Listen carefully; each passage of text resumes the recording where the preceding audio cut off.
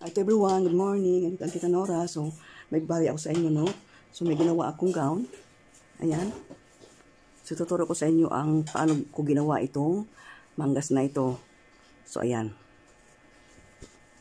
So, may tatlong uri ng puff sleeve. Yung isa ay dito ang plaits. Dito ay hindi. At yung pangalawa ay dito ang plaits, dito ay plain. Walang ruffles siya. So, ito naman ginawa ko ngayon ay ruffles dito sa armhole, ruffles din dito sa hem niya. So, ito meron siyang lining. At meron din siyang garter. So, kapag kinat mo ito, ikat mo siya kasabay nitong lining. And then, pag na-cut mo na siya, babawasan mo siya ng 1/4 itong lining. Para hindi siya makikita dito. So, dito siya. So, babawasan mo siya ng 1/4 itong lining. So, ipat mo silang dalawa. Itong tela na sa ibabaw at saka itong lining. And then, babawasan mo ng 1/4 ito sa hem niya. Dito sa hem. Hindi dito sa armhole ha.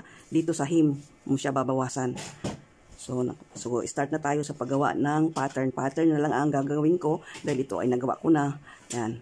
So, meron kayong, papakita ko sa inyo mamaya, yung garter, kung paano ilagay itong garter na ito. Meron akong biniling pressure pot na sa kung dito ko ini-insert ito para maganda ang ano. So, ayan siya.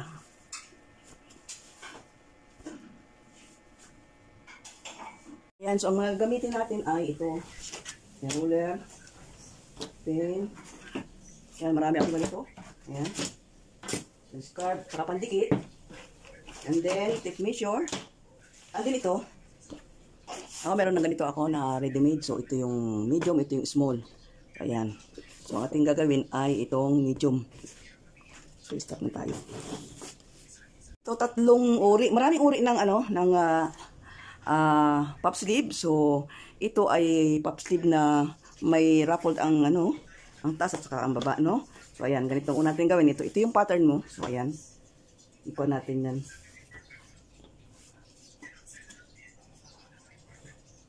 Ayan, may mga na siya.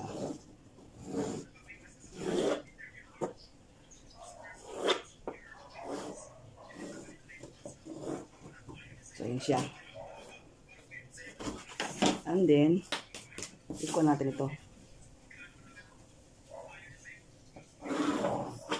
Tapos, itong gitna ang halaga. So, ayan.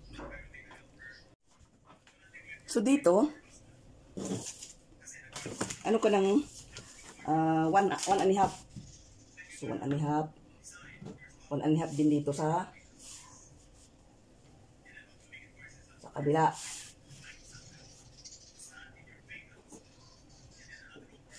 So, buhitan natin. Ay, sus. Ayan. Makita ng lola.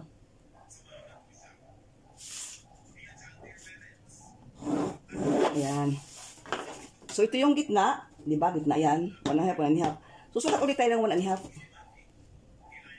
Ayan, 1.5.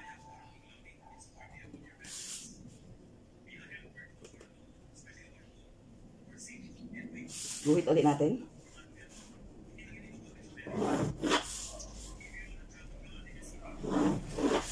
So, ayan. So, nakita natin na straight. So, ano yung sukat ng bicep? Ganon din dito sa hem. So, gupitin natin yan at ating ilalagay dun sa another na pattern paper.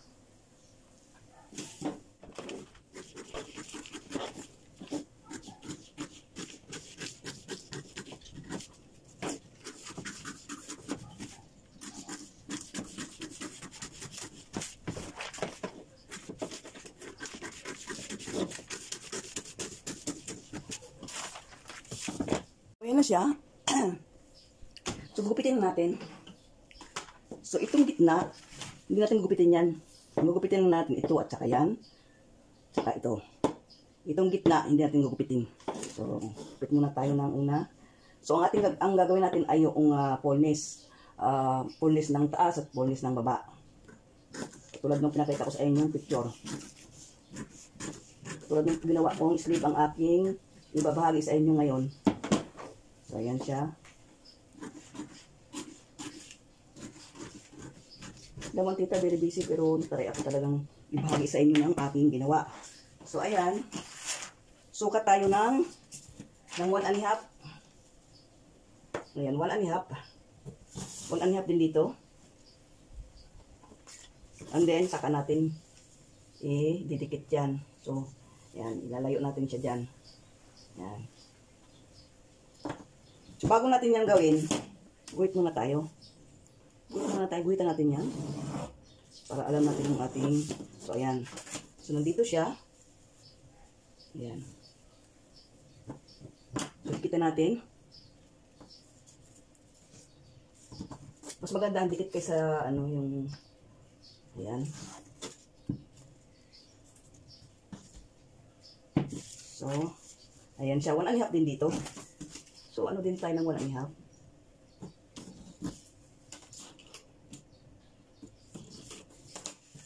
So, ayan siya. So, ito ay medium. So, ang kanyang, mula dito sa baisip, ang sukat niya ay 5 1/4. So, kapag small, 4 inches lang. So, ayan siya.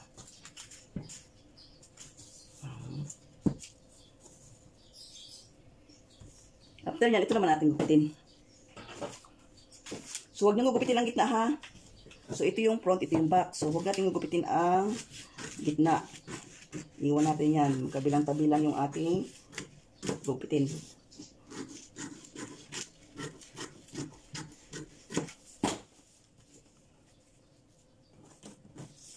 So, katayin ng 1.5.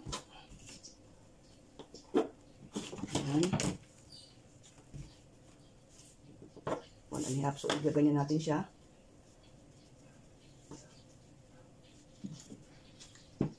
Ayan. Kailangan.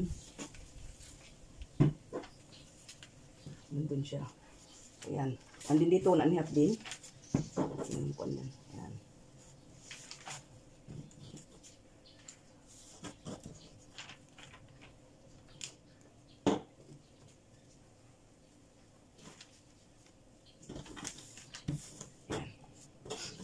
And then, 1.5 din dito.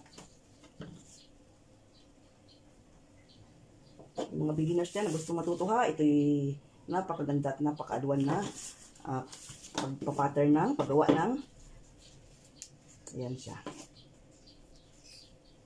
Yung iba pag magaling na talaga, nag-a-add na sila, pero ito naman basic ito. So, kung gusto nyo maganda at accurate sa sukat, ayan, so gawin nyo ito. Ayan. So, after nyan, sukat tayo doon ng 1.5 sa taas. So, buhitan natin muna yan. Yung gitna. Ito yung center. Nasaan ba yung aking Ayan.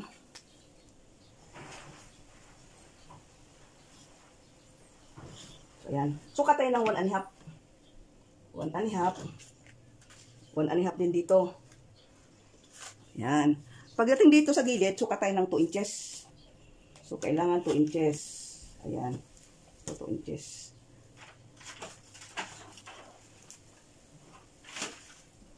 Ito yan, 2 inches. Lagyan natin ng tanda dito tayo. Mula dyan sa gilid. Ayan. Sukat tayo ng 2 inches yan. Dito din sa kabila, ganun din. Sukat din tayo ng 2 inches. Tandaan. Ayan. And then, after nyan, saka natin siya. So, ayan. And then, hanggang doon lang, mag-wait natin, ha. So, gamitin natin ito. Ayan, o. Ayan. Igaganyan natin siya.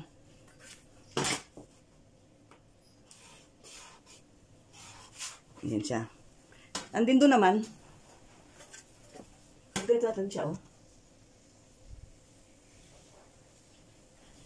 Ayan. Ganda ng shape. Aduling. So, ayan na siya. Nagapitan natin. So, yung garter mo dito may papasada. Ayan. Ito yung allowance. Ito siya. Para maging ganito siya. Ngayon, tatabas kayo din ng lining nito. Ganito din kalaki. Pero babawasan mo ng 1/4 dito sa lilayan para nakapasok siya ng patulad niyan. No, ang garter ko yan. Ang garter ginamit ko. Ayan. So, yan yung manggas. Yan siya yung dalawang fullness, taas at baba. And then, ang ginamit ko naman ay dito garter. So, in case naman na gusto nyo naman ng yung paha o ban, yung paha. So, dito kayo, magtitira kayo ng half-inch dito. Diyan yung ikakabit yung paha. Kung ano yung circumference ng inyong bicep, yun yung lapad niya. So, gusto nyo ng 1.5, 1 inch, 1 1/4. So, kayo na ang bahalang pwede nyo ilagay.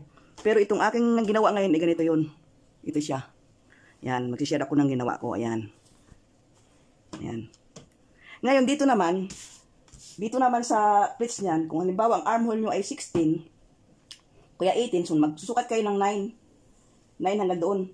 Pagdating ng 9 doon, sukatin nyo ito. Kung anong kwan yan, ano ang lapad yan, yun yung idagdag nyo rin dito. So mula dyan ang inyong pleats. Dyan kan umpisa ng ruffles ninyo. So kung sukatin yung 9, 1/2 ng armhole, and then yung natira, sukatin nyo, magkapas uli kayo dito ng kasing sukat ng tira, and then doon, yun ang ira-ruffles, doon magsisimula kayo ng ruffles. No? So sa garter naman, basta ako gumagamit ako ng garter na so pakita ko sa inyo kung ano yung garter na ginagamit ko ha. Pili ko, yun ang ginagamit ko, isuot mo lang siya dyan, luagan mo yan, isusuot mo dito yung ito, isusuot mo pa ganun. Tapos ito na ikakabit mo.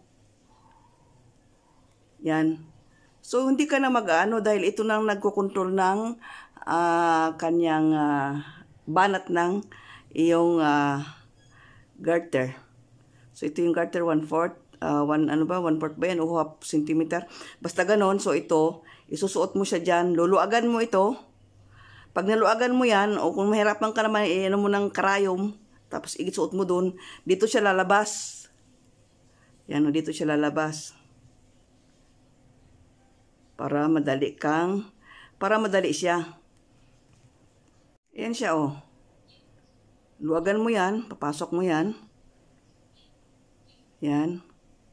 Ayun, lumabas siya doon. So, nakaganyan siya. Yan, kasi higpitan mo yan.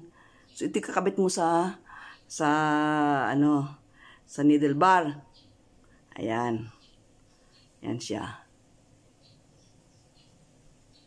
Bar lifter pa. Ano yung tawag dyan? O, ayan. So, ayan na. So, hindi ka na magbabanat ng garter. Kaya nga lang, maliit lang ang pwede. Wala pa ako nakikita ng malaki. So, ayan. So, hanggang dito na lang yung aking tutorial. So, may mga tips ako. Ayan. Ayan. Gown yan. So, bye for now. God bless everyone. Have a good day. Kung bago pa lang ka sa aking channel, subscribe and hit the bell button para kung ano pa yung aking tuturo ay masusundan nyo ako. Bye!